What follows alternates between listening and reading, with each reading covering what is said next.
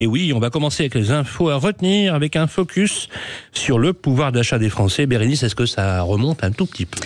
Alors oui, le pouvoir d'achat immobilier des Français, plusieurs facteurs ont impacté notre pouvoir d'achat immobilier ces dernières années. Alors déjà, pour commencer, le pouvoir d'achat immobilier, qu'est-ce que c'est ? Eh bien, c'est ce que vous pouvez acheter comme type de bien avec une somme d'argent définie. Forcément, dans le temps, ça peut évoluer.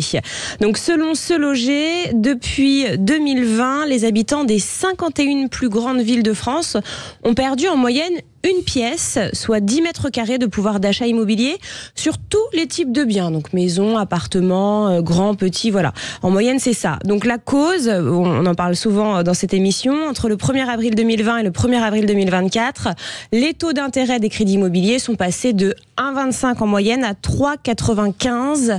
Je parle évidemment de taux hors assurance. Après, bon, c'est une moyenne des 51 plus grandes villes de France, je vous l'ai dit. Quand on regarde dans le détail, on s'aperçoit qu'il y a vraiment de fortes disparités entre ces villes.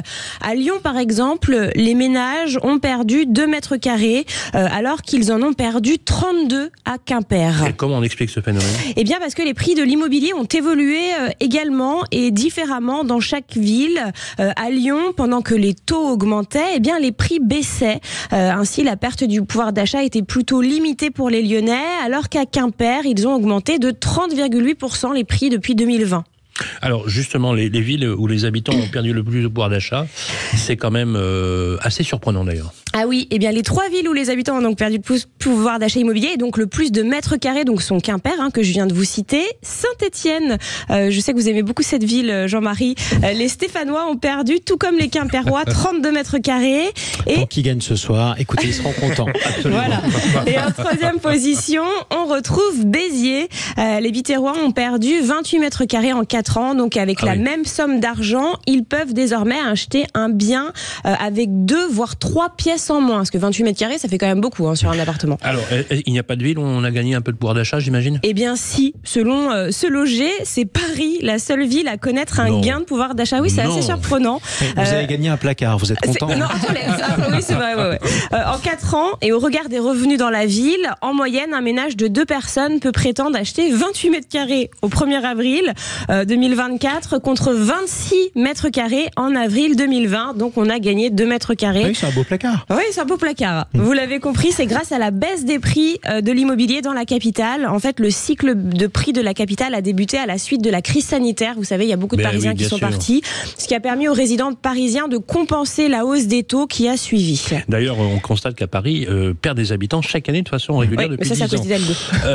Et maintenant maintenant que les taux commencent à baisser, est-ce qu'on peut prévoir un peu la suite ou est-ce qu'on a des indicateurs de reprise ? La lueur est au bout du tunnel ou pas ? Eh bien, si les taux tombent à 3,5% cet été, les Français, en moyenne, encore une fois, dans ces 51 grandes villes, gagneraient entre 1 et 4 mètres carrés de pouvoir d'achat. Donc, c'est une bonne nouvelle. Après, ça reste une hypothèse, je vous précise, puisqu'actuellement, les taux sont encore à 3,95, mais c'est fort probable, puisqu'ils ont déjà diminué depuis décembre. Je vous rappelle qu'ils étaient à 4,3% en décembre et qu'il y a eu une conférence de presse de la BCE la semaine dernière, la Banque Centrale Européenne, et sa présidente Christine Lagarde nous a dit que les signaux concernant l'inflation étaient plutôt positifs. L'inflation continue de baisser, donc une nouvelle baisse des taux est fort probable d'ici cet été. C'est le gouverneur de la Banque de France aussi qui l'avait dit. C'est plutôt une bonne nouvelle. Allez, on va rester dans l'immobilier et on va changer totalement de sujet puisqu'on va parler d'une peine de mort. Oui, c'est au Vietnam. Truong My Lan, la dirigeante milliardaire d'un géant de l'immobilier, a été condamnée à mort jeudi dernier pour détournement de fonds, corruption et violation de la loi bancaire. C'est une première au Vietnam. C'est une condamnation à mort pour corruption.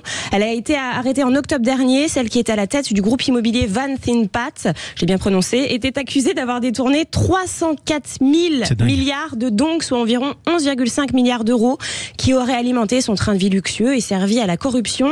Mais le parquet a affirmé lors du procès que le total des dommages causés par l'escroquerie s'élevait désormais à 27 milliards de dollars, soit environ 25 milliards d'euros.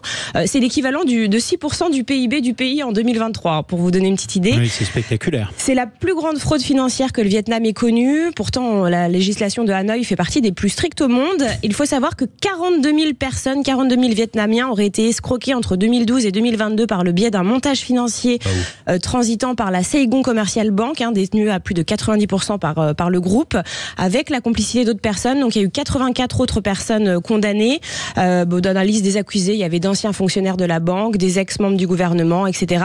Mais il y a seulement la femme d'affaires qui a été condamnée à mort. Et évidemment, elle fera appel c'est ce que son avocat a dit. De sa condamnation, en tout cas. Merci à vous, Bérénice Deville-Fleuriot.